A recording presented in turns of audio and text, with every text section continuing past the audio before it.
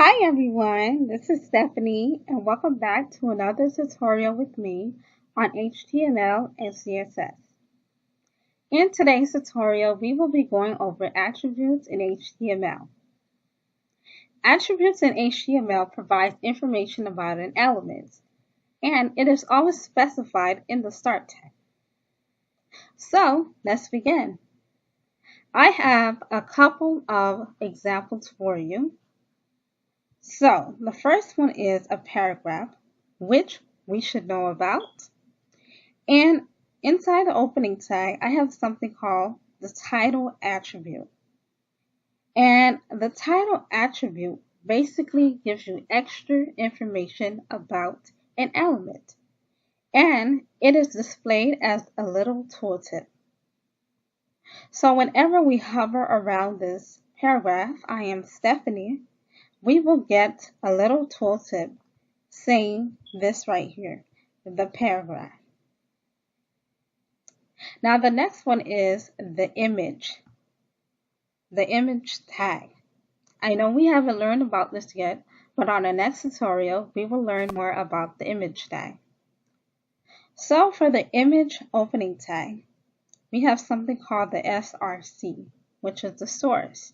And the source specifies the URL for an image. And then we have the width attribute, and the width attribute specifies the width for the image, which is optional, and also the height, which specifies the height for an image. And then we have another image, and inside the opening tag, we have something called out, A-L-T. And the out basically specifies an alternative text for an image. So let's say the image is not being displayed. Then we will get this text instead. An image is supposed to be there. So as of now, this image will not be displayed because it does not exist. Now for the link tag, we have something called the href. And the href basically tells us where the link is going to direct us. Now the last two, we have two header tags. And as you can see inside the opening tag, the first one has something called class, and the second one has something called ID. And both of these are used to point to a style sheet. So let's say we wanted to only change the color of this text, the first one. So we will call this class, this element, and in order to call a class, you use the dot and the name of the element, which is first H1. And I wanted to change the color of this, so color pink. Now, let's say I wanted to also change the color of this one, and that's an ID. So in order to call the ID element, you will use the number sign and the name of that element. And I'm just going to give it the color orange. And there we go. Now let's go ahead and save this. And let's go ahead and run this to see our examples. So go ahead and launch in Chrome.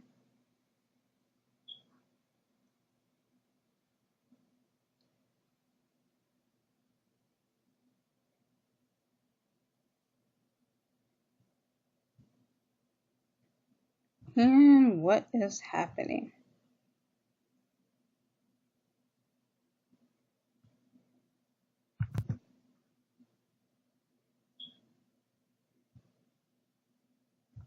Okay, so here we go. Hopefully you can see this. And hopefully you can see that. So now, let's show you the different examples. So like I said, if you hover around this little paragraph, I am Stephanie, a little tooltip will pop up. So watch this. And there you go, the paragraph.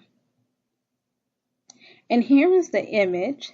We did specify the width and the height, which is 250 by 250. And then we have another image that is supposed to be there, but it's not displaying. So the alternative text is being displayed. And then we have our link, and then our two header tags, which are different colors. So that is how the attributes work in HTML. So I hope you see how we did that. And thank you guys for watching. So on the next tutorial, we will be talking about images. So stay tuned and I will see you guys later. Bye. Hi everyone, this is Stephanie and welcome back to another tutorial with me on HTML and CSS. In today's tutorial, we will be going over images in HTML. So let's say you have a website and you want to add images, whether it's from the internet or on your computer. How would you do that? Well, that's very easy in HTML. In order to add the image, you must start with the image tag, and it does not require the closing tag. And then you will have an attribute called source, and the source is going to equal to the URL for that image. So for the first example, I am going to upload an image from my computer. In order to do that, your image must be saved in the same folder as your HTML file. So if I go ahead and go to File, Open, I will see that my image is saved in Windows C, Exam, htdocs folder. And if I go down, not so much, hh.html, which is my file, is saved in this folder. And I also have an image, which is over here, yeah.png file, and it's in the same folder as the HTML file. So this is the image I want to display on the screen. So in order to do that, the name of the image dots whatever type of file it is. So this is a PNG file. You might have a GIF file or a JPEG file, whichever one you may have. So I have .png. And then you have the option to add the width or the image, or you can leave it the way it is. And you can also add the height of the image. Now there's also another attribute called outs, which is equal to the alternative text for the image. If the image is not being displayed for some reason, then we will have an alternative text. So I will say image is not available. That is if the image is not being displayed. Now let's go ahead and save this. And let's go ahead and launch in Chrome. And here is my image.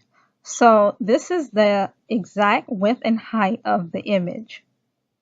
Now I have an option to change the height and the width. So I'm going to do 250 for the width and 250 for the height. Now, if I go ahead and refresh, here is my image. 250 width and 250 height. So that is how you add the image from your computer. Now let's say you had an image from the internet. So let's just go on Google and search for a random image. Let's search for Batman. And go on Images. And we will click this first one here.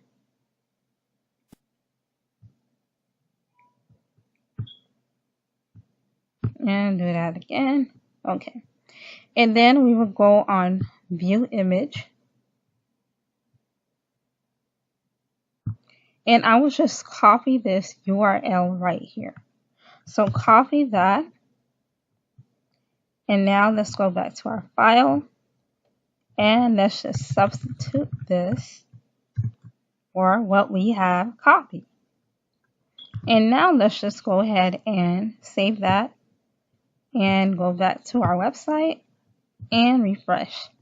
So here's the image. Now the actual size of that image without this right here is over here. And this is the actual size of the image. Now let's say the image does not exist. So I'm just going to add a random image source. So yes, the.png.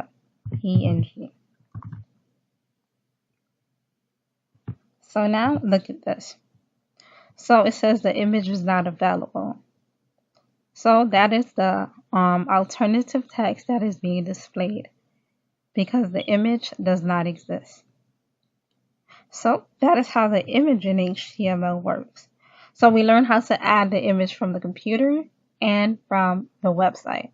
So the only thing you are adding is the URL for the image, and this is optional, the width and the height, and the alternative text if the image is not available. So that is all for this tutorial. So thank you guys for watching, and I will see you guys on the next tutorial. Bye!